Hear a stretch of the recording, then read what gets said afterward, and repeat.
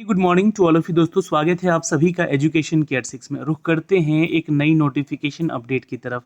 ये notification northern coalfield की limited की तरफ से अपडेट किया गया है दोस्तों। ये एनसीएल की अप्रेंटिसशिप की वैकेंसी है, जो आपको बता दूं कि ये इंजीनियरिंग और नॉन इंजीनियरिंग वाले छात्र के लिए भी आवेदन करने के लिए यहाँ पे बोला गया है। नोटिफिकेशन जो जारी किया गया दोस्तों, इसमें ग्रेजुएट और डिप्लोमा दोनों ही छात्र आवेदन कर सकते हैं। अप्रेंटिसशिप ट्रेनी है ये, और यहाँ पे अप्रेंटिसशिप 1961 एक्ट के तहत यहाँ पे आपको ये रिक्रूट किया जा रहा है। चूंकि आपको बता दें कि ये एक मिनी रत्न कंपनी है नॉर्दर्न कोलफील्ड लिमिटेड, जिसकी सब्सिडरी कंपनी है Coal India Limited. Government of India के तहत ये इंटरप्राइज होती है। तो अब यहाँ पे जो है आपका वैकेंसी कोल इंडिया में भी हो सकता है, और ये नॉर्दर्न कोलफील्ड लिमिटेड के तहत यहाँ पे आपको ये रिक्रूट किया जाता है। फिलहाल आपको बता दें कि ये इसका ऑफिशियल वेबसाइट से जारी किया गया एक ऑफिशियल नोटिफिकेशन है।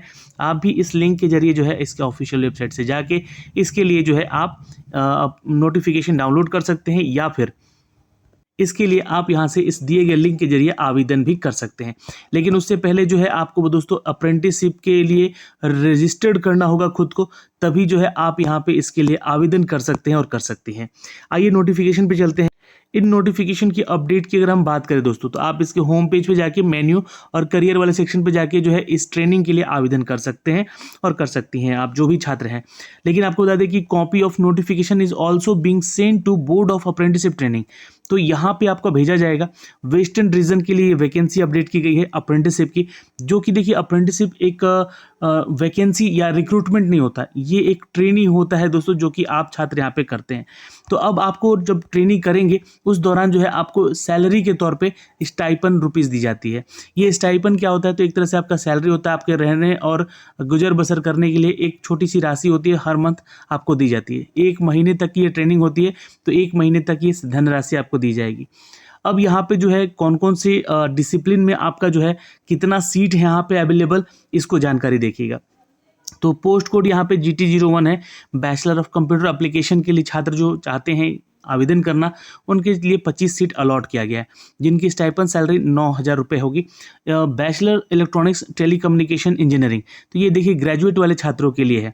यहाँ पे 13 सीट है, 1 साल का ट्रेनिंग होगा, 9,000 आपको स्टाइपन हर महीने आपको दिया जाएगा। बैचलर फार्मेसी और बैचलर कॉमर्स, बैचलर साइंस यानी कि BSc वाले छात्र भी आवेदन कर सकते हैं। इनके लिए जो है 20, 30 और 44 जो है रिस्पेक्टिवली यहाँ पे इनका सीट दिया गया है। 1 साल का इनका भी ट्रेनिंग है, 9,000 रुपये इनको भी स्टाइपन के तौर पर मिलेगा। अब आइए कुछ बात करते हैं दोस्तों हम टेक्निकल डिग्रीज की। बैचलर ऑफ इलेक्ट्रिकल इंजीनियरिंग के लिए 72 सीट है, और इनको भी स्टाइपन 9,000 दिया जाएगा। मैकेनिकल इंजीनियर के लिए 91 सीट स्लॉट है यहाँ पे, जिसके लिए आपको 1,000 रुपये सैलरी मिलेगी स्टाइपन के तौर पे। माइनिंग इंजीनियरिंग के लिए भी 83 सीट है, और ये इसके लिए 1 साल का ट्रेनिंग होगा, 9,000 आपको यहाँ स्टाइपन सैलरी दिया जाएगा। Bachelor of computer science engineering के लिए 2 ही सीट है यहाँ पे, और इनको भी स्टाइपन सैलरी 9,000 दिया जाएगा। अब बात करेंगे दोस्तों यहाँ पे जो कि कुछ ऐसे पोस्ट हैं जो कि डिप्लोमा वाले छात्रों को भी दिए गए हैं, जैसे कि 13 सीट हैं यहाँ पे, और इनको 8,000 सैलरी अपडेट किया जाएगा। जितने भी बैचलर डिग्री के हैं उनको 9,000 दिया जाएगा, जितने डिप्लोमा वाले हैं उनको 8,000 रुपये यहाँ पे जो है स्टाइपन सैलरी दी जाएगी। अब इसमें कुछ टेक्निकल डिग्री वाले हैं जो कि यहाँ पे ये 4 डिग्री दी गई हैं, और कुछ यहाँ पे जो है आपका नॉन टेक्निकल डिग्रीज वाले हैं, जैसे कि कॉमर्स हो गया, साइंस हो गया, ये लोग भी यहाँ पे आवेदन कर सकते हैं।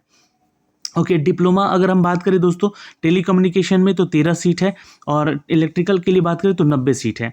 यहाँ पे मैकेनिकल इंजीनियर की बात करें तो 103 सीट है, और वहीं माइनिंग के लिए बात करें तो यहाँ पे 114 सीट है। तो ये कुल टोटल सीट या स्लॉट कह लें इसको हम लोग, तो कुल सीटों की संख्या यहाँ पे 700 है, जिसके लिए आप छात्र आवेदन कर सकते हैं इसके ऑफिशियल वेबसाइट से जाके। अब यहाँ पे जो ग्रेजुएट अप्रेंटिस हैं, जो कि यहाँ पे जोन वाइज आपका अपडेट दिया गया है, तो ये ध्यान देखिए मध्य प्रदेश रीजन में अवेलेबल जो स्लॉट हैं उनके ये अपडेट है, यहाँ पे आप लोग चेक कर सकते हैं। टोटल मध्य प्रदेश रीजन में हम बात करेंगे तो 225 सीट अलॉट किया गया है। कंप्यूटर एप्लीकेशन बैचलर डिग्री जिनके पास है बीटेक वाला इलेक्ट्रॉनिक्स या टेलीकम्युनिकेशन में, उनके लिए है। Bachelor pharmacy, bachelor commerce science, और bachelor of electrical engineering, mechanical engineering, mining engineering और कंप्यूटर साइंस इंजीनियरिंग, तो इन सब के लिए सीट टोटल देखिएगा तो यहाँ पे 225 सीट अलॉट है, और कैटेगरी वाइज भी आप सीट चेक कर सकते हैं। यहाँ पे जो सेक्शन दिया गया है ये उत्तर प्रदेश रीजन का है, और यहाँ पे आपको ग्रेजुएट अप्रेंटिस मध्य प्रदेश के लिए 225 है, तो उत्तर प्रदेश के लिए 155 है। ये ऑल इंडिया अप्रेंटिसशिप वैकेंसी है दोस्तों, इसके लिए आप छात्र आवेदन कर सकते हैं। कैटेगरी वाइज सीट चेक कर सकते हैं, किस कैटेगरी में कितना सीट या स्लॉट यहाँ पे अप टू डेट किया गया है। ये उत्तर प्रदेश का है।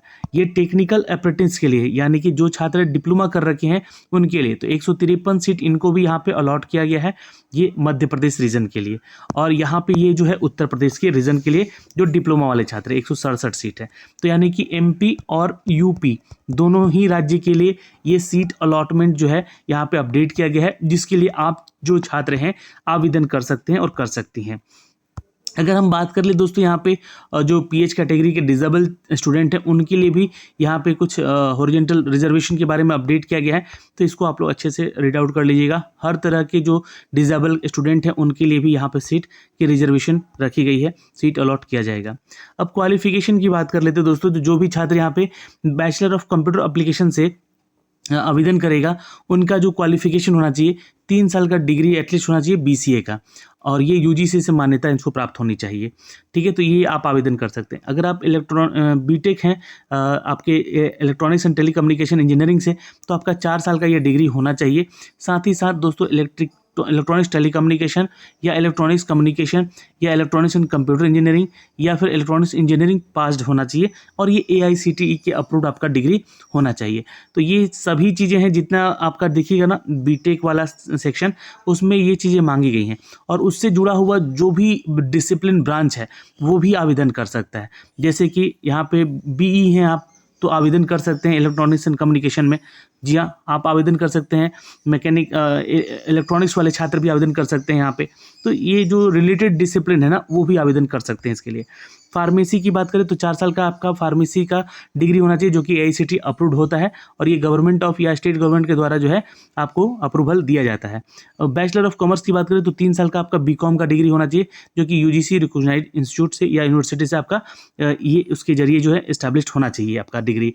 बैचलर ऑफ साइंस की बात करें तो ये 3 साल का डिग्री होता है, जहाँ पे BSc आप जो है किसी भी सेक्शन में, जहाँ फिजिक्स केमिस्ट्री बायोलॉजी या मैथ से हैं, then you can apply for this post. ठीक है, यहाँ पे बैचलर इलेक्ट्रिकल इंजीनियरिंग की बात करें तो 4 साल का डिग्री, मैकेनिकल के 4 साल की डिग्री, माइनिंग के लिए 4 साल का डिग्री, और कंप्यूटर साइंस इंजीनियर हैं तो उसके लिए 4 साल का डिग्री आपके पास होना चाहिए। इसके लिए आप आवेदन करते हैं। तो अगर हम बात करें दोस्तों यहाँ पे डिप्लोमा वाले छात्रों के लिए, तो इनका 3 साल का डिप्लोमा होता है। तो जिस भी डिसिप्लिन में ये मांगा गया है, आपका एटलीस्ट उस डिसिप्लिन में 3 साल का आपका डिप्लोमा डिग्री होना चाहिए, और उससे रिलेटेड जो डिसिप्लिन रेलिवेंट है उनके भी अगर आपका डिग्री है तो आप आवेदन कर सकते हैं। ये सारी डिग्री जो है आपका AICTE अप्रूव्ड होता है दोस्तों, तो ये ध्यान रखिएगा। स्टेट गवर्नमेंट या सेंट्रल गवर्नमेंट के थ्रू जो है आपका रिकॉग्नाइज होना चाहिए डिग्री। ये सब बातें यहाँ पे लिखी गई है, जो कि मैं इसके जरिए बता रहा हूँ। UT जहाँ लिखा हुआ है उसका मतलब यूनियन टेरिटरी है, यह ध्यान रखिएगा। बहुत सारे स्टूडेंट ऐसे भी होते हैं जो कि UT वाले सेक्शन से आते हैं। अब एज की बात करें तो 18 से लेकर जो है 26 साल तक के छात्र ही इसको आवेदन कर सकते हैं, लेकिन ध्यान में रखिएगा उनका एज जो बर्थ है 1 जुलाई से 1997 से 1 जुलाई 2005 के बीच में होना चाहिए। जो छात्र SC ST से आते हैं उनको 5 साल का रिलैक्सेशन दिया जाएगा। जो छात्र PWD स्टूडेंट है या OBC में आते हैं या उन SC ST में आते हैं, तो उनको भी as for the guidance rule उनको यहाँ पे एज में रिलैक्सेशन मिलेगा 10 साल, 15 साल, 13 साल का एज रिस्पेक्टिवली, जो भी यहाँ पे आपको कैटेगरीज दी गई हैं। आप जिस कैटेगरी से हैं ये आप बताइएगा हमें कमेंट सेक्शन में कमेंट करके, और उसके लिए कितना एज रिलेक्शन है मिल रहा है वो भी आप हमें बताइएगा। तो ये उत्तर प्रदेश और मध्य प्रदेश के रीजन से वैकेंसी निकाली गई है दोस्तों, NCL के लिए, नॉर्दर्न कोलफील्ड लिमिटेड के लिए। तो यहाँ से आप छात्र आवेदन कर सकते हैं। जो भी छात्र आवेदन करना चाहते हैं, आवेदन करने की जो प्रक्रिया है वो 20 जुलाई से शुरू हुई है और आखिरी तिथि है 3 अगस्त। तो ध्यान से इसको जल्दी आवेदन कर लीजिएगा, आपके पास समय बहुत कम है। चलिए, तो इसके लिए इतना ही दोस्तों इस वीडियो में। लेकिन आपका जो सिलेक्शन कैसे होगा और यहाँ पे सिलेक्शन प्रोसीजर कैसे होगा, तो आपके सारे ओरिजिनल डॉक्यूमेंट्स के आधार पे आपका मेरिट लिस्ट बनेगा। यहाँ पे कोई एग्ज़ाम नहीं है, और यहाँ पे आपका जो है मेरिट बनेगा आपके जो है सर्टिफिकेशन के आधार पे। जैसा डिग्री वैसा यहाँ पे सिलेक्शन पहले होगा आपका, इस बात ध्यान रखिएगा।